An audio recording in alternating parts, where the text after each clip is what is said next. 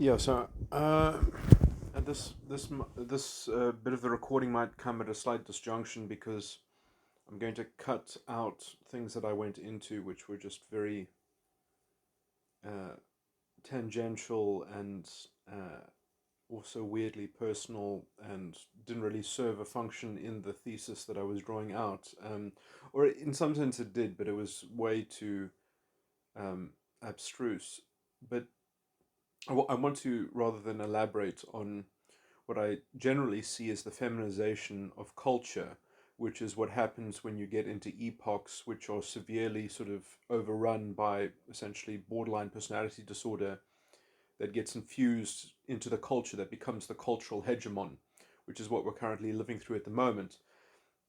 And in some sense, I think that this is a direct reflection on how children in the I don't know how to define generations exactly. Generation Y. Uh, I think I was on the cusp between Generation Y and Generation X, sort of more at on the Generation Y side, but I actually missed Generation Y's toxic indoctrination and ideological sort of uh, the kind of superficial proselytization which makes up this sort of white liberal guilt culture that's sort of based on very superficial values and hypocrisy, of just sort of coloring within the lines and not understanding anything about anything, but just making sure that you're on the right side of the line, sort of thing. And then that gives you the right to always sort of complain to an authority figure to sort of come in and impose some kind of arbitration or something like that.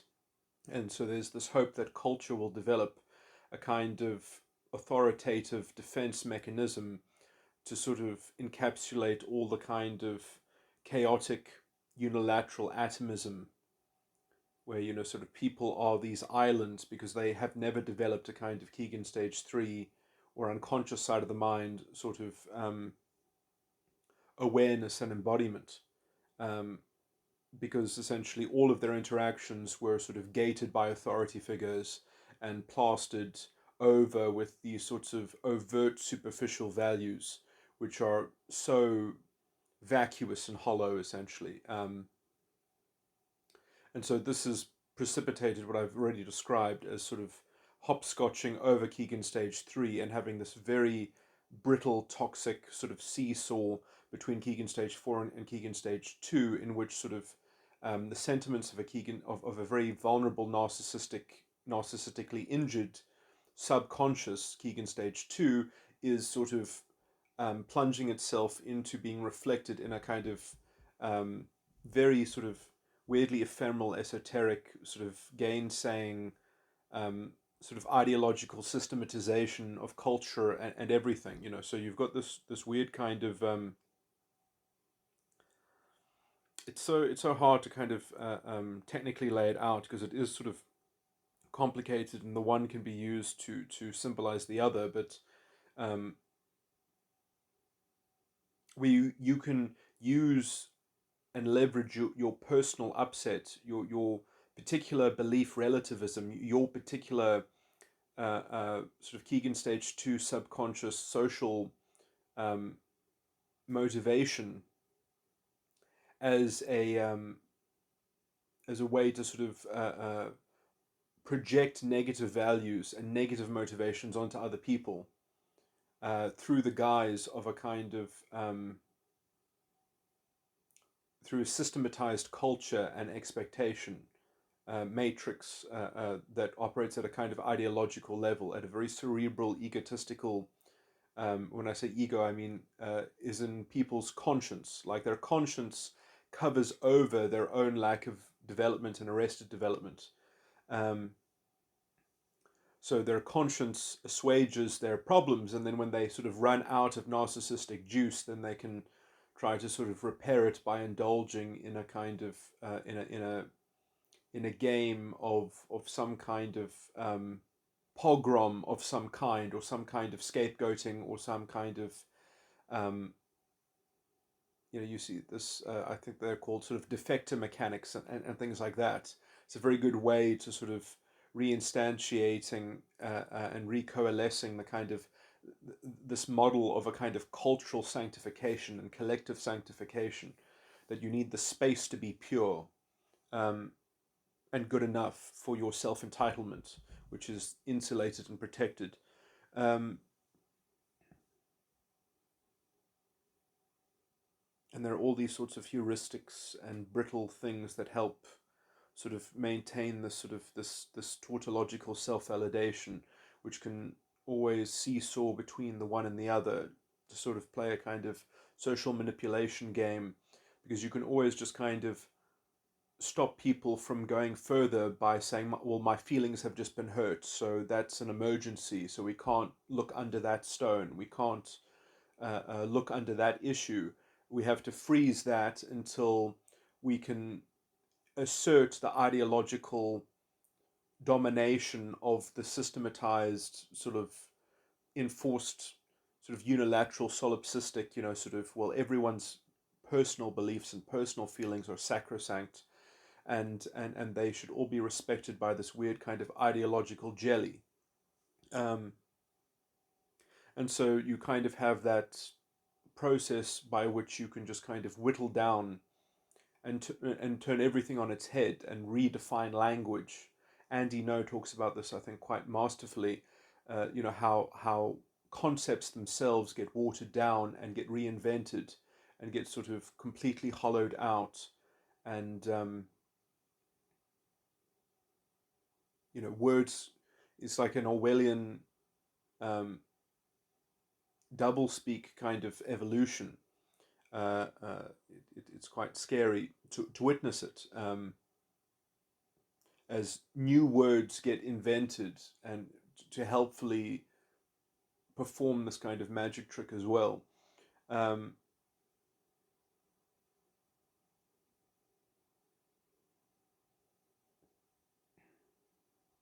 anyway, yeah, so I think another way of look, I mean, borderline personality disorder has always archetypally been associated with the feminine and the female,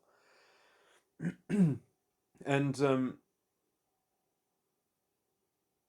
in some kind of lowest common denominator of sort of sexual marketplace mechanics, it kind of makes sense that whole biological sexes are going to be typecast along some kind of psychological um, metric, or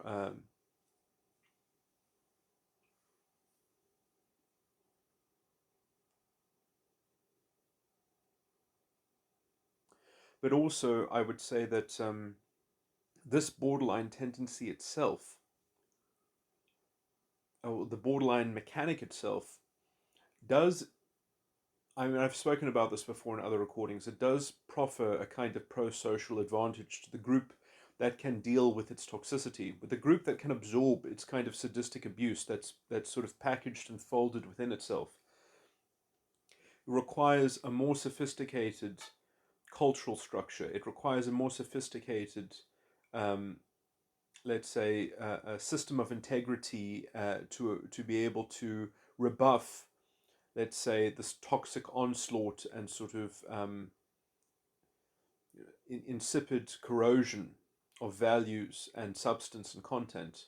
Um, as I think, I mean, this is not a new thing that I'm bringing up. I've spoken about transgender issues quite explicitly, and I'm just going to recap some of the things that I've done there. But in some sense, the kind of, it used to be part of, let's say, British political liberalism and the British uh, uh, and political British liberal spirit. The British political liberal spirit was that you can you own your own name. If you're not happy with your name, go down to Home Affairs and register a different name, and you can control what people call you. Essentially, you have legal scope. It's really not hard to do to change your own name. You own your name.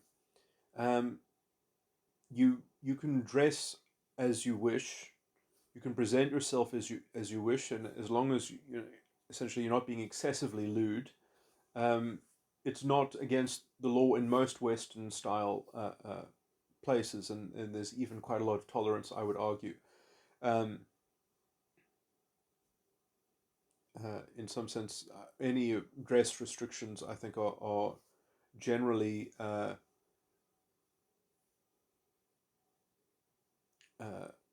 there's no oppression, there's no societal oppression on those grounds.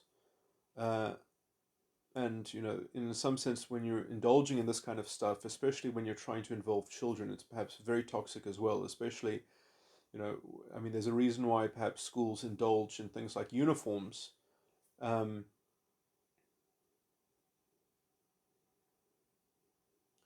because it allows for children a certain developmental space which they otherwise perhaps might not have access of belonging and full participation therein.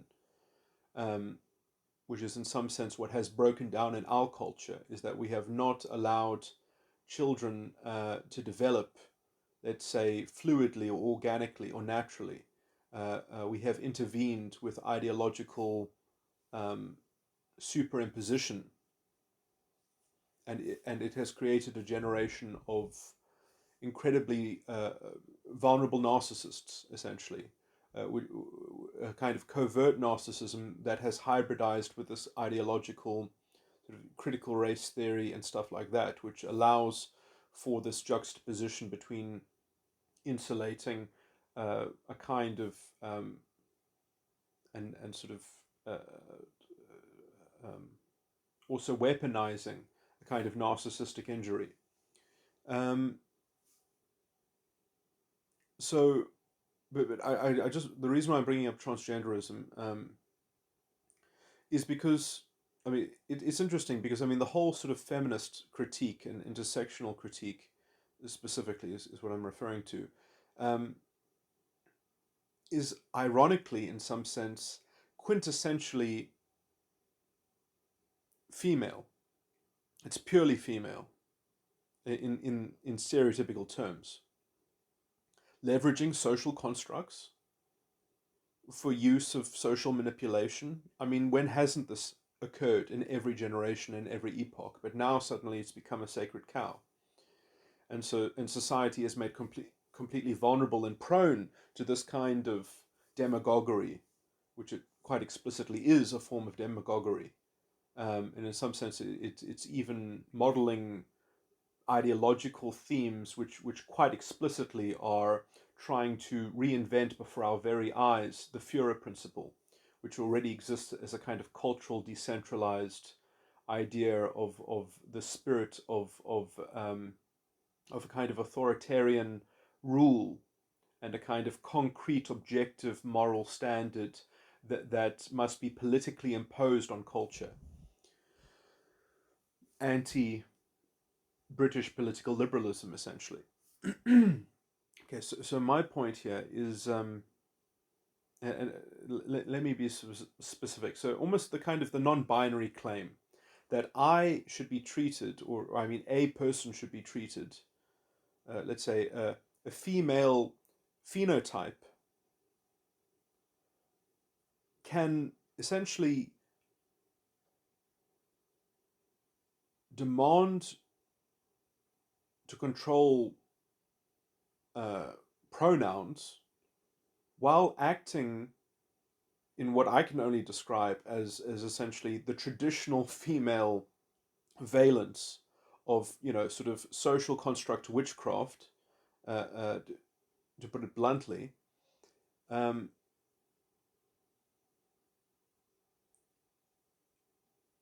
which includes the paradox that, well, because they prefer to be thought of as non-binary or male, that then that is enough that they should be considered such, and it doesn't matter, uh, that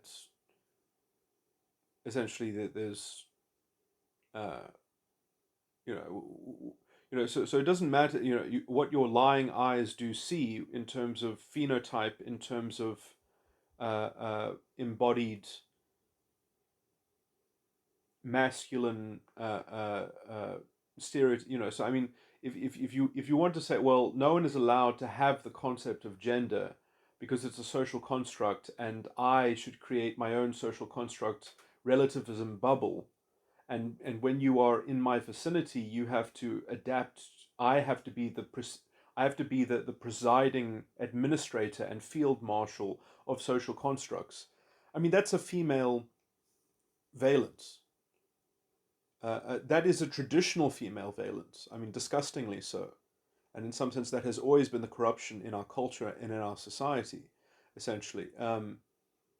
Something that we were quite successfully, I think, mediating in the 90s, before this, very toxic intersexual feminism, which is effectively proto fascism, got itself off the ground with its, disgusting borderline personality disordered schema, and sort of blueprint that it projects onto all power structures, etc., etc.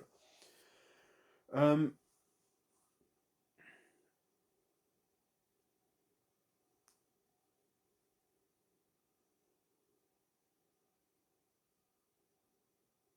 and so, I mean, it's one thing to put on a good performance, and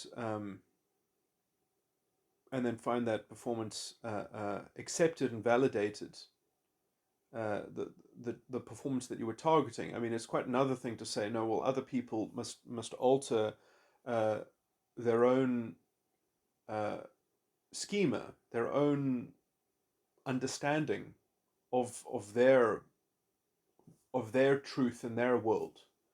And so you've got, on the face of it, a legitimate disjunction, which people don't care about because the ideology should prevail, essentially. And and they are made upset by the fact that their ideology hasn't already won, hasn't already prevailed.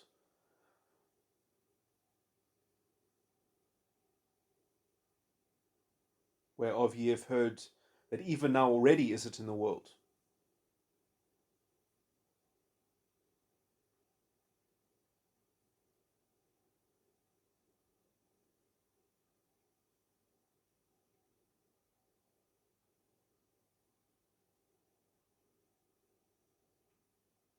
Probably got the wording slightly off, but anyway.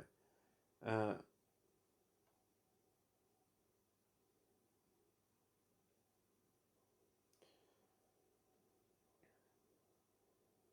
and again, quite ironically, this is the form that uh,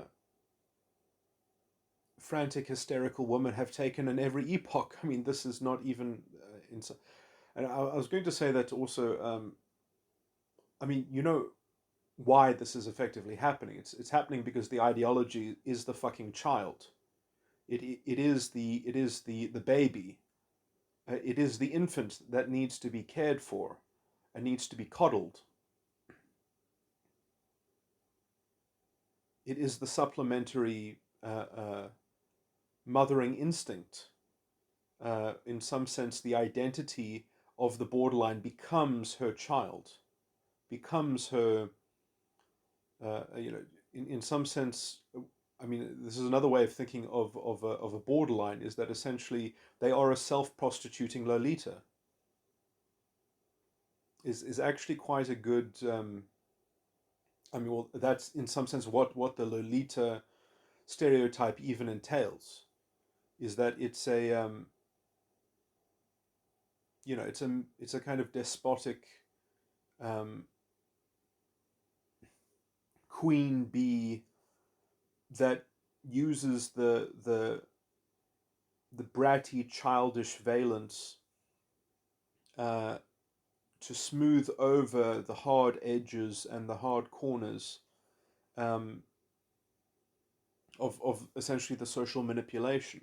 That's why you can't uh, bring reason to bear against it, because it's underaged, because it's too upset, it's too emotionally dysregulated.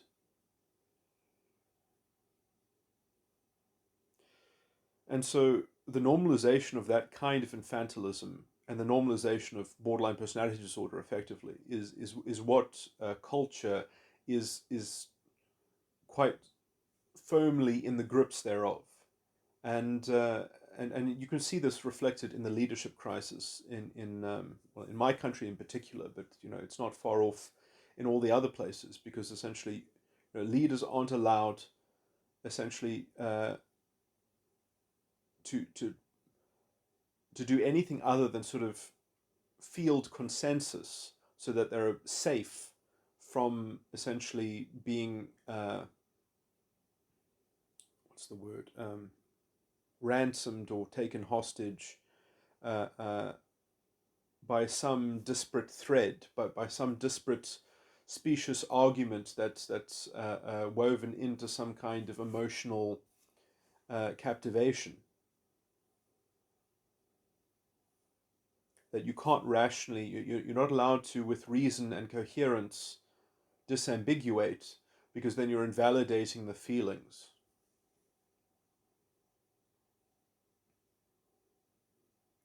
And let me just say explicitly that the problem with these types of personalities and this kind of normalization is that it doesn't not know that it's doing this as well. I mean, I might not be able to communicate it to these people, or at least they might not admit that they know that I'm describing something that they are operating, that is their blueprint of modus operandi. But essentially, they know that it's based on bad faith. They do actually know that it's bad faith. They don't care because it's been normalized, but also you can see it quite clearly in how they avoid it, because essentially how they lean into the drama, how they lean into the narrative of projecting coldness or projecting uh, aggression. I mean, you can see this you can see this all over the place, where there are these hyperbolic accusations all the time. I mean, famously, I don't know her full name. I'm so bad at saying these things, but AOC, as she's referred to, spoke of Ted Cruz recently, that Ted Cruz tried to have her killed. I mean, if that's not hyperbole and sort of, that is that those are the buttons in which that their ideology functions essentially. Um, we have to, at some point it's like we have to do something radical, because they're trying to kill us. That's how evil they are, because they don't listen to us and they don't understand that their words are murder, and their words are violence. Obviously, they don't care, because it's all the same to them. They're trying. So in some sense, it's all this very much unconscious projection that's built on their worldview needing to be self-consistent. But how unreasonable it is never given the chance to unravel. Is never, you're not allowed to look inside of it. Um, because essentially, if it's true for them, it's true enough, and they're not interested in having that sort of be checked up on, um, or having that be vulnerable,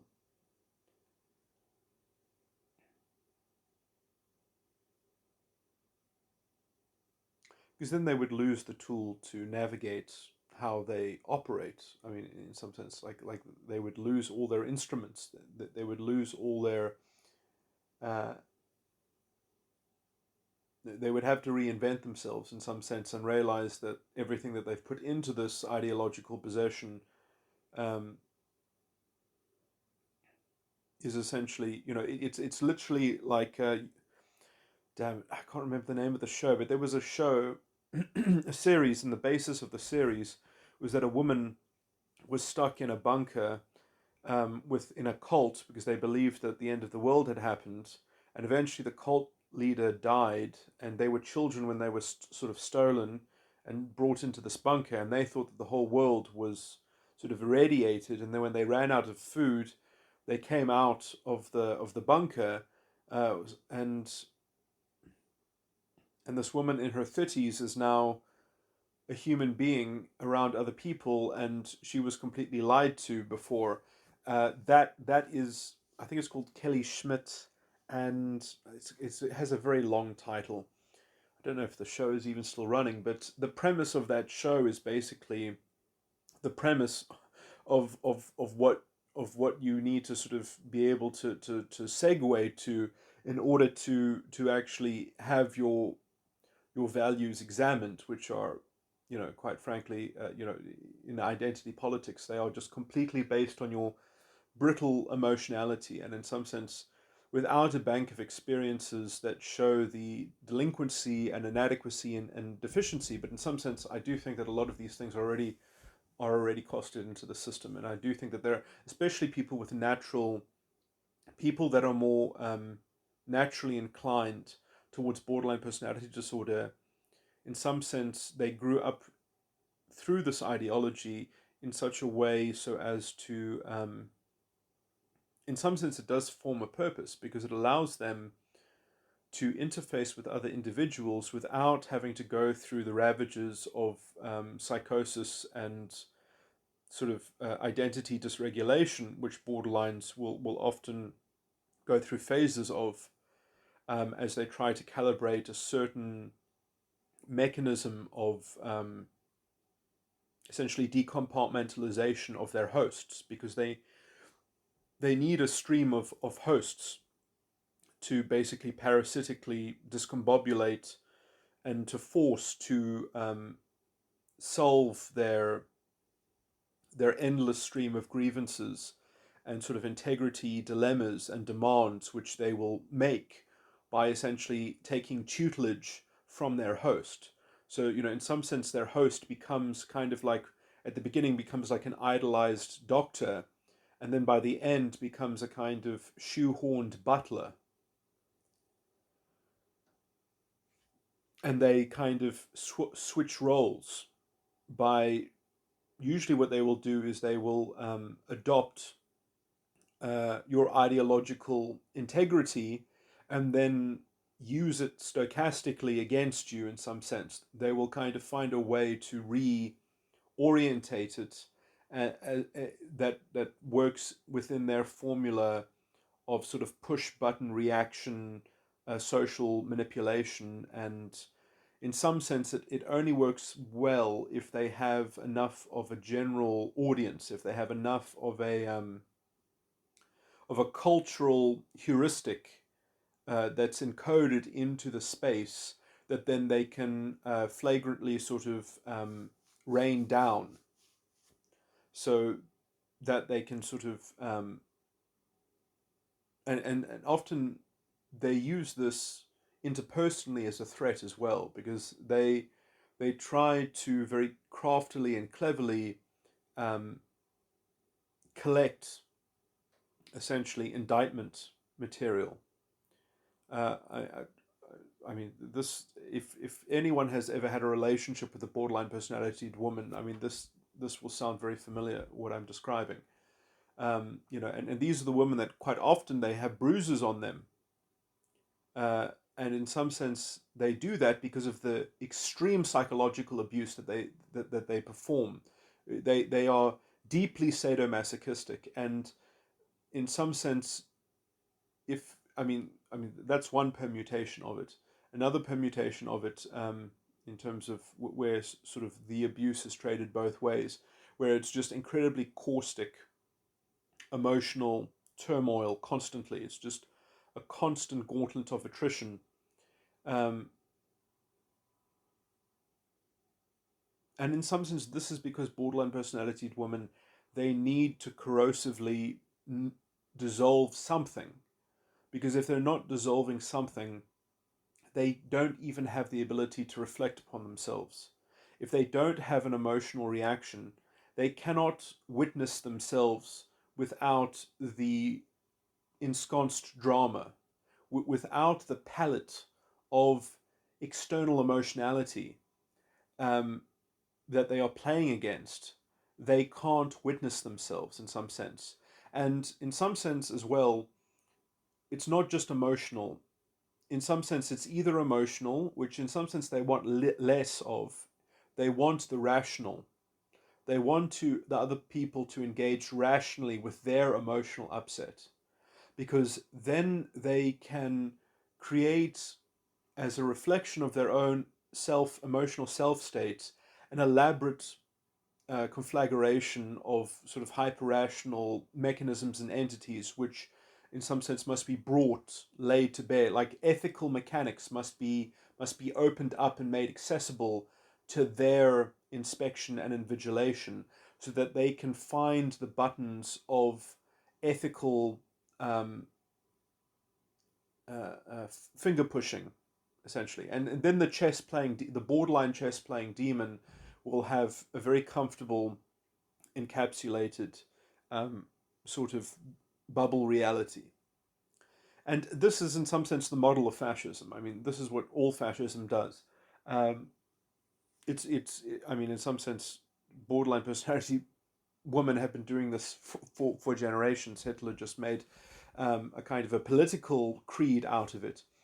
Um, and obviously it has its cultish religiosity, kind of esque components to it, just as it does in identity politics. I mean, these are people who are effectively ideologically possessed cult members.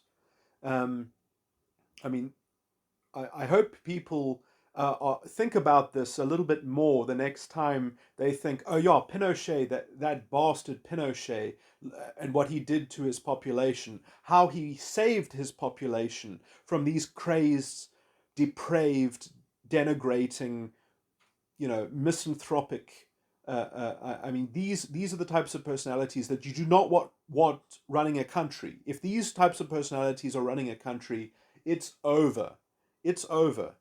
I mean, it's Stalinist Russia. That's what you're up against. Pinochet had the balls. He had the foresight. He had, and in some sense, I do criticize Pinochet for one thing, which is not his fault, which is that he comes from a country in which the rule of law and the constitution could not validate the necessity of his actions in some sense, because there weren't properly prescribed constitutional rights that protected the liberal values of the state, that protected good morality and ethics, and that could actually say where these Marxists were crossing the line and how they were infringing on other people with their strange, crazy, cult like ideology.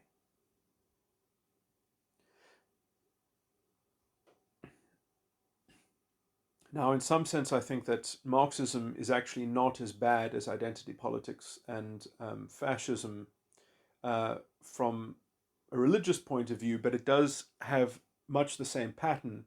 But I would say it's more narcissistic. It's more cerebral histrionic, what I've described as cerebral histrionic. But in some sense, the cerebral histrionics are the same types of people in fascism, but it's only, in some sense, that's the difference between men and women. Oh, sorry, I'm saying this a bit strangely, but what I'm saying is that in some sense, what made Hitler the Fuhrer was that he was a feminine embodiment of the race. He was the he was the Führer. He was the big mama. He was the queen. He was the queen of the Aryans. Okay, he was the queen bee, the queen of the hive. And in some sense, other people, other big prominent people, were probably similar. Goebbels, Goering. Um, uh, anyway, but generally, woman. That was the that was the female energy, and the female energy obviously was essentially not represented in the hierarchy. Um, the female energy was at home, um, loving the social construction that they get to sort of pervade in. I mean, the Nazi women had tremendous power, cultural power. I mean, you don't understand the kind of because all the values around blood and the family and things like that. This is how wives could uh,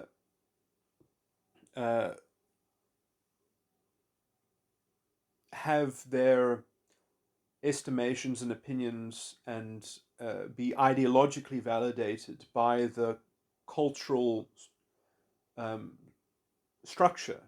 Uh, uh,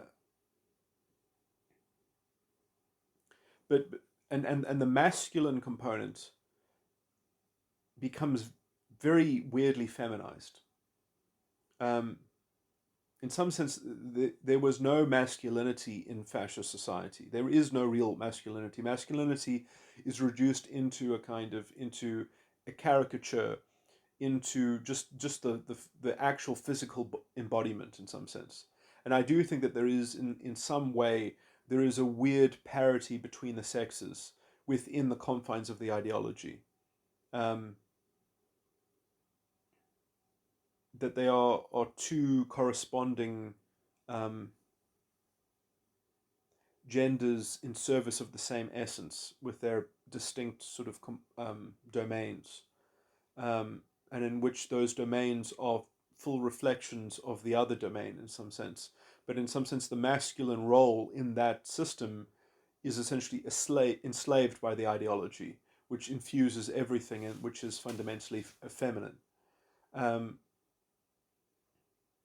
and so in some sense, what the way to prove your masculinity in such a cultural system is that you have to rationalize, because men have to actually come up with the articles of the syllogism of the actual of the actual rigor in some sense. So the men have to try to make it rigorous and to try sort of make it look substantial and functional, and work out all the nuances of it and all the weird details that amount to the ideological prescription, but that have the kind of the code built within it. So much so that the weird sort of contradictions that Hitler technically couldn't even get married, uh, uh, according to the German law, because he didn't qualify. Uh, he didn't have the purity. Anyway, but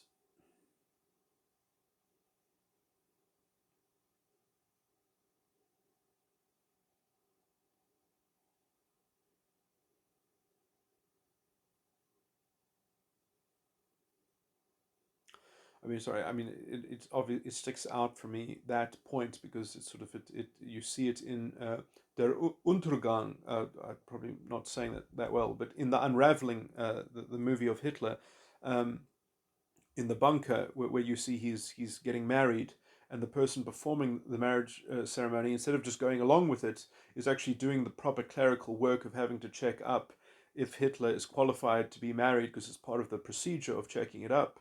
And he says, well, actually, I'm not allowed to. So he actually, even though the context is crazy, he won't, he, because he's a cerebral histrionic, he's programmed to he's to follow the procedure. So it's like, you follow the procedural steps, you follow the actual flow of the rationalization. That is the male piece of this puzzle, is that they have to actually live inside the actual contents of the rationalization and the stipulations, which are incredibly disparate. They're incredibly fragmented. They don't make a lick of sense. They are fundamentally incoherent. It's pure unreason, but it's a giant narrative. And so the masculine is supposed to say, what? Oh, it's a magical forest. It's just everything is a magical forest. Well, this is the only magical forest there is, or if there was something else, it would just be another forest. So what's the point? Because there's no such thing as reason. There's no such thing as coherence. There's no such thing as integrity anyway. So I might as well live in this magical forest where at least I know my role. I know the script. I know the narrative. I know the chorus that I'm supposed to sing along with. And that, I would say, is deeply antithetical, or it's at least antithetical to British political liberalism, which is in some sense, I do think, a healthier model of the spirit of, which is in some sense archetypally masculine, and the soul is archetypally feminine. And this is where I come up with some things that I have spoken of before to describe this kind of stuff is a kind of spiritual lesbianism, where what the spirit is concerned with is only how souls are getting on with one another. How do the souls comport with one another? That you only care about the mechanics of the soul, and you don't give a shit about the mechanics of the spirit. You don't give a shit about the reasoning. You don't give a shit about the understanding, because as long as it's sophisticated enough, and it seems to have some kind of utilitarian, pro-social sort of a workability about it, that's good enough. Because then, as long as we're serving evolution or some shit like that, some degrading, dehumanizing, sort of anti-dignity process like that, well, as long as we are uh,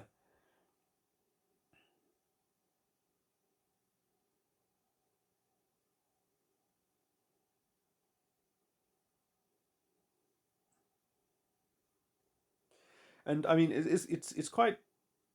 I think it's almost. I mean, it is perhaps rude of me to point it out, but these so-called people who call themselves progressives and liberals, just how much they blithely get into rattling on about sort of philosophical justification, which is identical with Nazi shit, Nazi bullshit.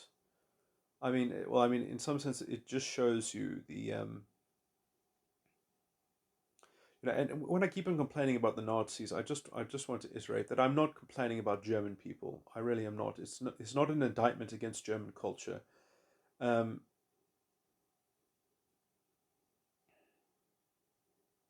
and I think that the actual liberals, the real classical liberals in German culture, uh, they know full well this layer of disintegration and foregone integrity. And in some sense, it's interesting how every you know every shadow cast is a sort of is a dawning of someone's understanding. Uh,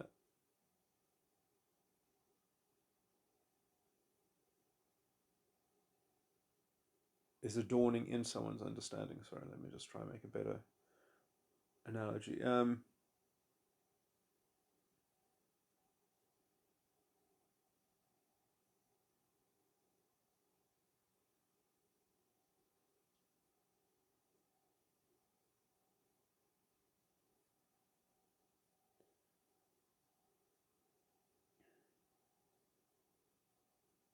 Because if we're not aware of the darkness, uh,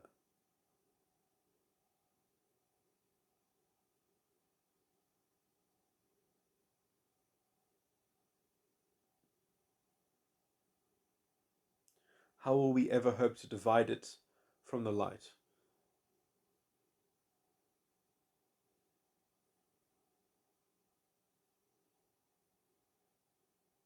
in our affairs, in our embodiment? Anyway,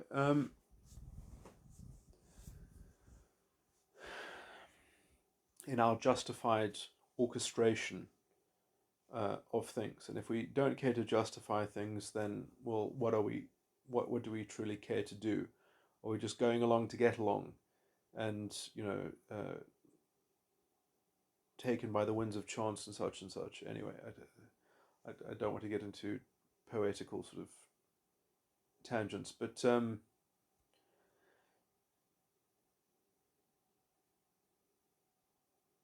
in some sense, what I should rather say is that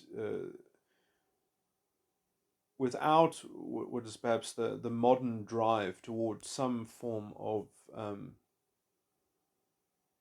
finding a metric in which that you can make stable progress within and develop within, um, from a stable foundation,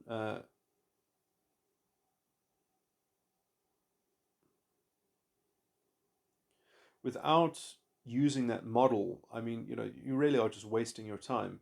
But you're building sort of sandcastles on the edge of the waves. But sorry,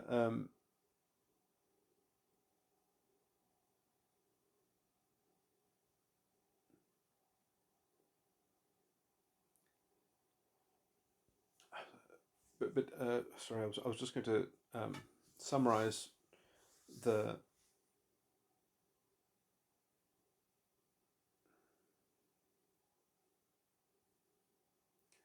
what was it, the alternative, or the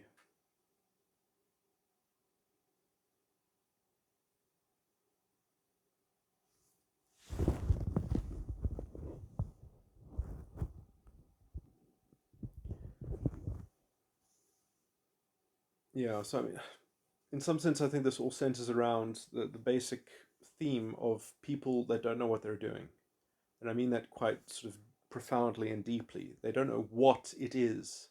What are things? What do things mean?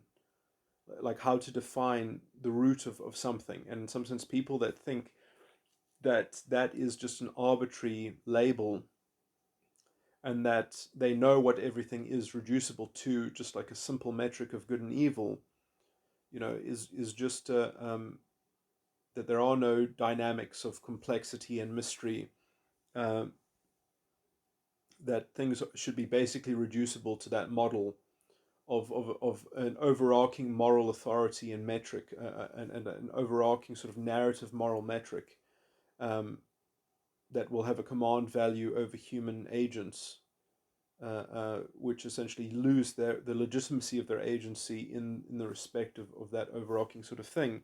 And without sounding like a hypocrite, because this is a complicated sort of issue to speak about, um, the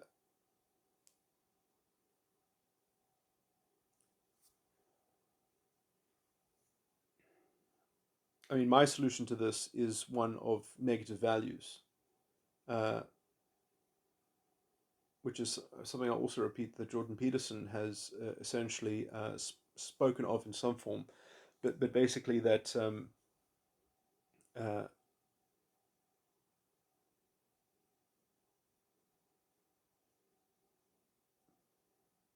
via negativa in belief is something that we can actually stably use as criteria and contend. And essentially, what this amounts to is the great notion of the rule of law, which is the only reflection and mirror that the spirit of man uh, can resolve or even witness itself within. Without the rule of law, there is no hope for humanity. Without laws of general application, um,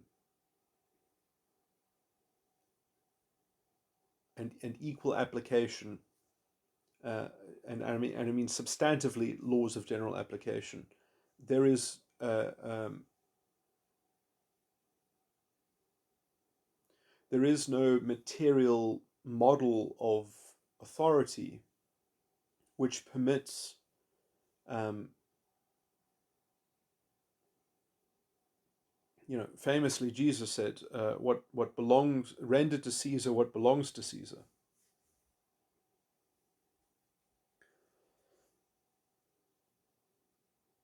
There's a whole, there's probably a whole chapter somewhere in things that people have overlooked in the Bible. Uh, but Jesus says, just as a necessary condition to be his disciple, not as a sufficient condition, but as a necessary condition. You must hate your mother and your father and your brother and your sister and even your own life to be worthy to be a disciple. That is not the same as being a disciple. That is just to be worthy to be a disciple. Because hate is something that if you have to do to everything, then you end up not being able to hate things too much or too little. Because if you hate one thing too much, then you'll hate something else too little. And if you hate one thing too little, then you'll hate something else too much. You've actually got a zero-sum game of negative values. And that means that you have to learn what trade-offs mean, and you have to learn ethical values abstrusely from the via negativa of weighing the dark sayings of the Lord, not being blinded by the light, the of letting in so much, uh,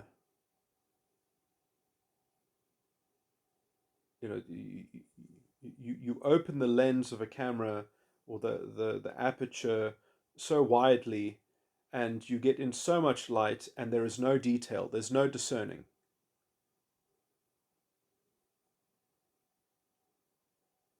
So we have these tensions, we have these, and in some sense, uh, you can't do this just by knowing yourself alone. You have to know somebody else who you trust is perhaps stable enough, or within some lineage of time is let's say a known a commodity that you have enough access and knowledge of, that you can see yourself reflected in them, perhaps, in terms of how they relate to you.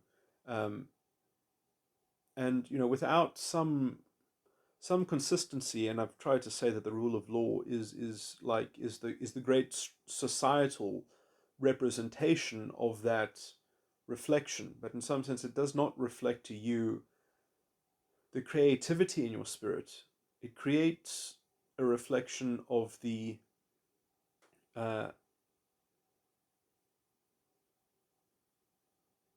of the manifested, sort of crude, uh, consequences of your behaviors and actions and thinking, that you get, and that is a pale reflection.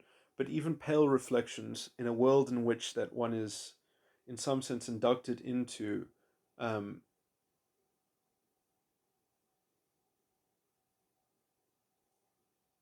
uh,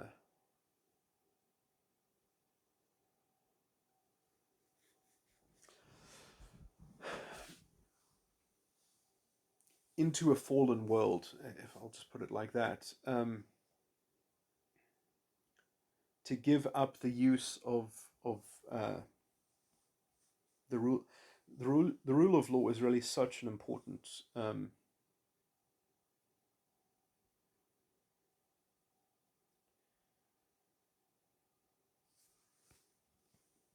vital component to a society that has any kind of integrity within it.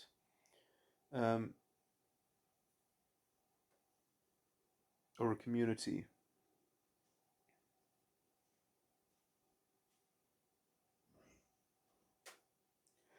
I mean, okay, well, obviously it will manifest differently, because you won't actually necessarily have a hugely codified sort of thing, but in some sense, uh, if you don't have the letter of the law laid out, that you at least have the kind of trust that there will be things will be dealt with judiciously, fairly. Um, certain principles will be adhered to. Uh,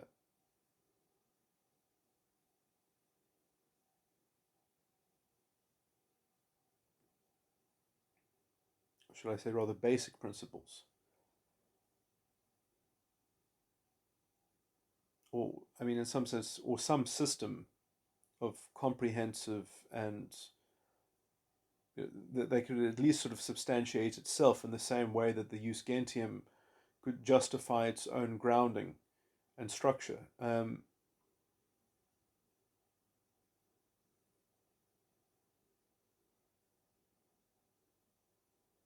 In some sense, it was much easier for the Romans, because they never had to justify the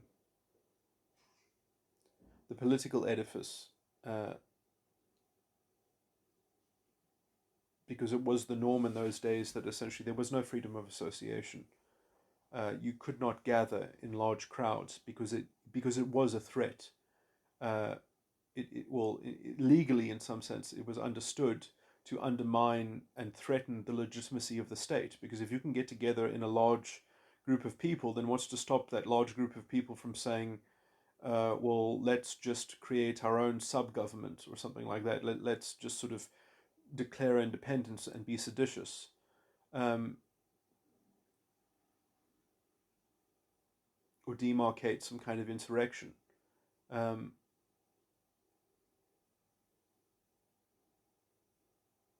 so that's why freedom of association did not exist. Um, the problem with well, I don't want to get too much into political diagnosis, but I mean, the problem is that the American so called republic is not a dignified republic.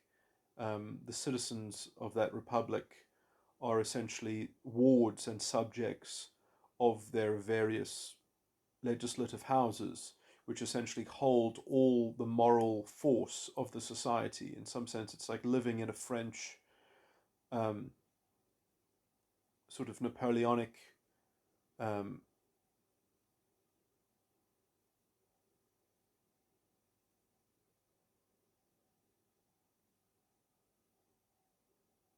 which is in some sense, I think, more, at least in the French system, is more honest about what it is to itself.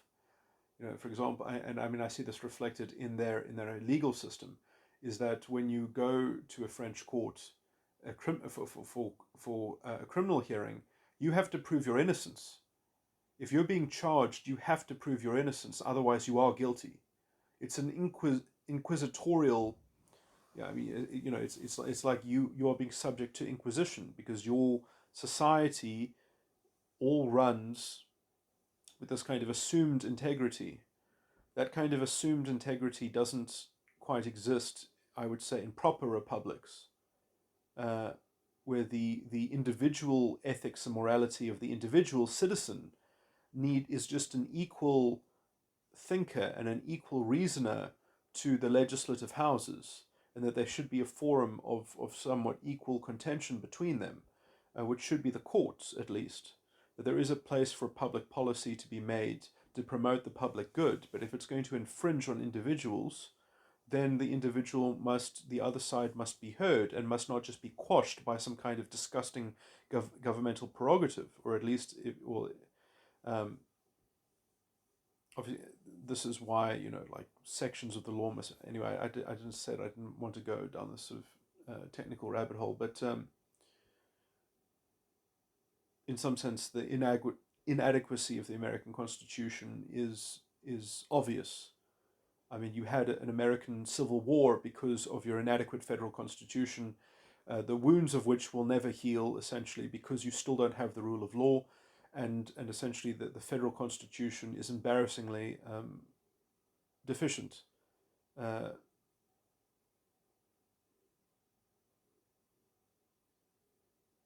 the rights in the amendments of the American Constitution are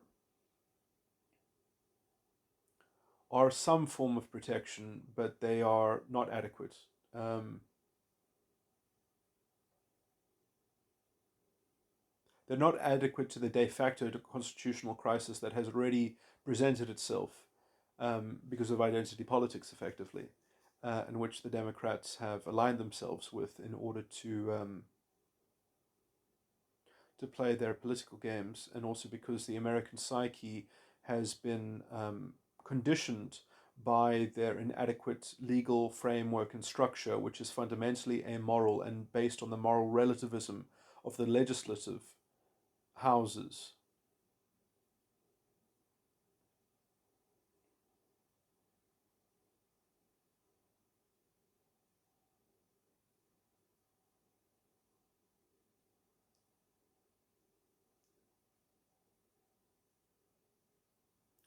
Anyway, this is a hugely sort of tangential problem.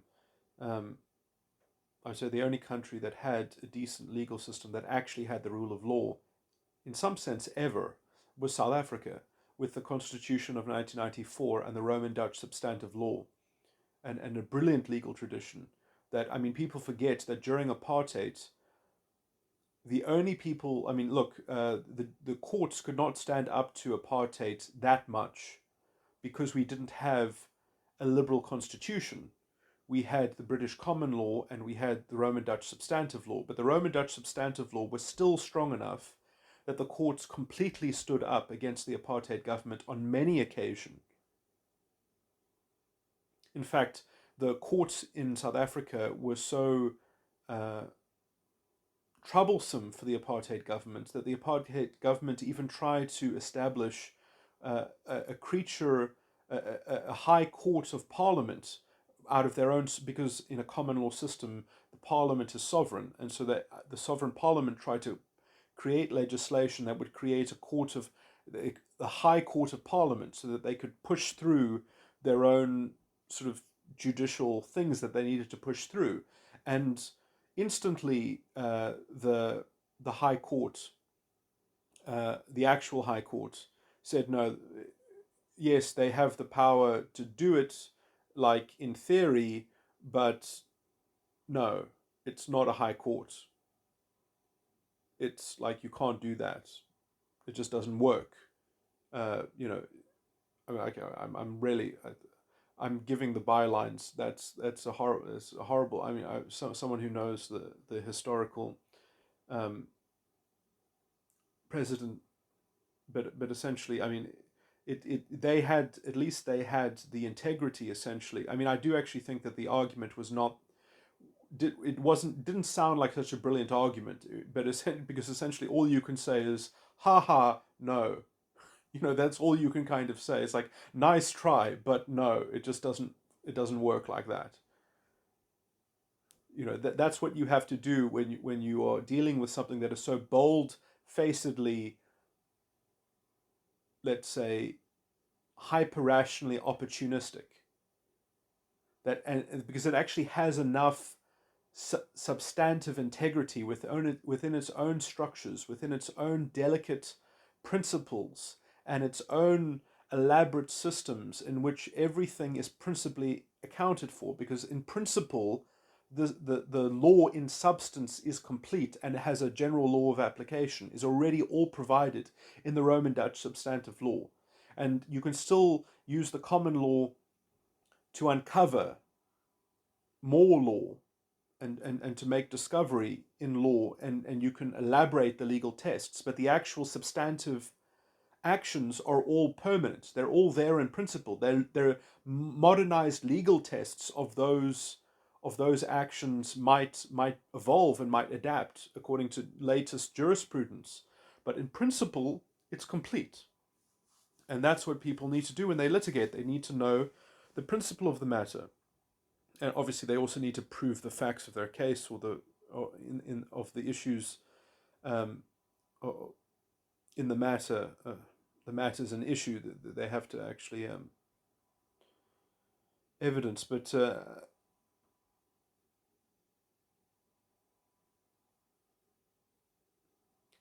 laws of general application. This is the main problem with America. In America, the form that the law takes is trial and error. Sorry, I said that perhaps too esoterically in a way that contradicts my last point. But the content, or the substance, the principled substance of the law in America is itself completely up in the air. It's completely up for repeal and repromulgation, and it is a complete creature of statute. It's a complete invention, essentially. Uh, so if I were to be sued by someone, and then I am unsuccessful or successful, it doesn't matter, and then 3 years later the law changes, maybe the law even changes retrospectively, and then if I had sued, then I would have won now because the law has changed. You know, this is undignified in some sense. The law must be the law, not whoever lobbies someone better.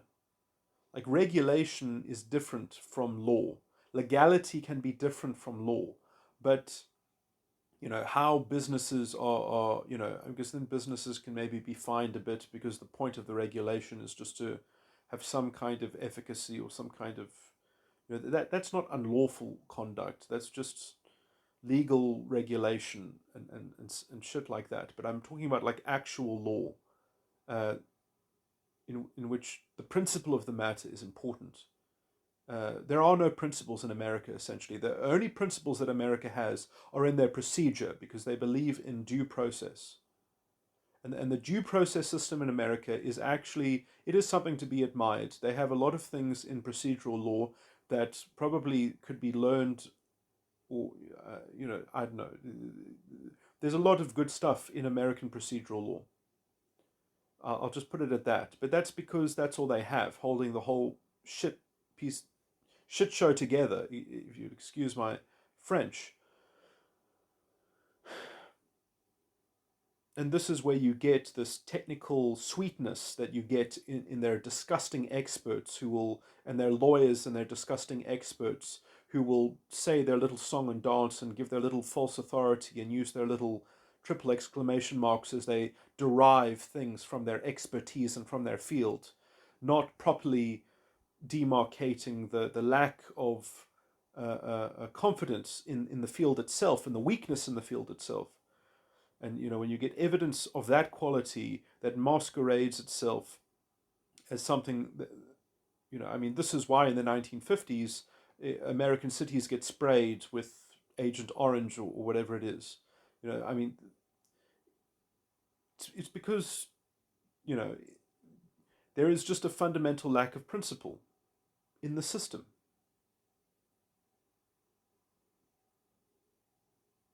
Because essentially the citizens in America are fucking lab rats. Because the substance of law in America is trial and error. That you can't have a law of general application if the source of the law is fucking trial and error, to be repealed and repromulgated, redrafted and reformulated. I mean, there's no sensitivity for reason, for principle. There's no rule of law, it's the rule of man explicitly. It's coming directly from the legislative houses.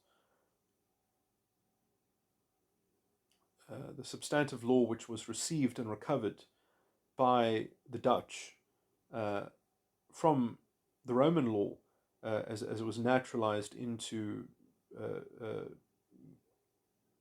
and sort of harmonized with Christian canon law and such. Which usually just meant that you would remove things from the Roman law. That essentially, if you became a slave in Rome, you lost your legal personality. You stopped being a legal subject. Well, you can't lose your legal subjectivity in European morality, essentially. And so that slavery just fell out of the law. And so you can't lose your legal subjectivity, except, I guess they had an exception. Maybe it's an implicit exception, not an explicit exception for capital punishment. Because I guess if you subject someone to capital punishment, you are leading to the end of their legal subjectivity. But anyway, apart from that very fringe case on that principle, it just shows you how things fall out of the law. I mean, in some sense, that issue is completely resolved in the South African context because of the right to life, and because the right to life is a it's not a right that can be limited, essentially.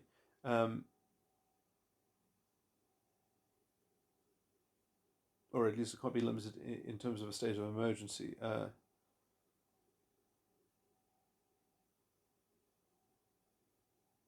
The nature of that right is fairly absolute, but obviously there are conceivable exceptions that aren't really worth going into because they're sort of science fiction and very sort of hyperbolic. And anyway, I'm not going to continue to talk about this kind of weird stuff, but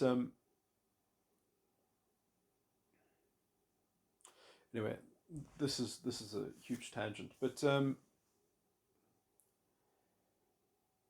you can see how the sort of, well, I mean, perhaps you can't, but I'm making the juxtaposition that the rule of law is one thing, and somewhat its complete antithesis is something like borderline personality disorder, which is in some sense, I would say, almost orientated towards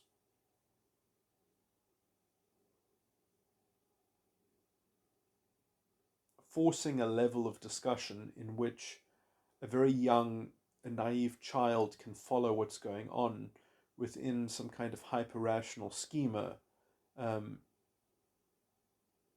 sort of have the pretense of some kind of grown-up precociousness to it. It is a weird kind of creature that, in one moment it'll be helpless and infantile, and in another moment it'll be very beastly and sort of predominant.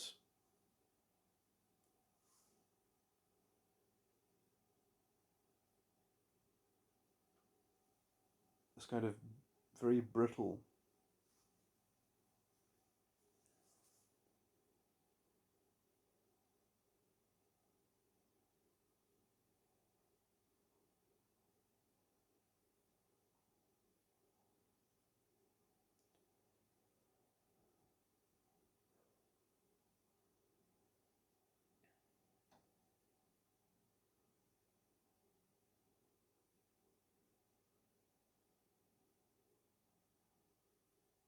Zigzagging. Anyway, okay, I've probably pontificated enough about this.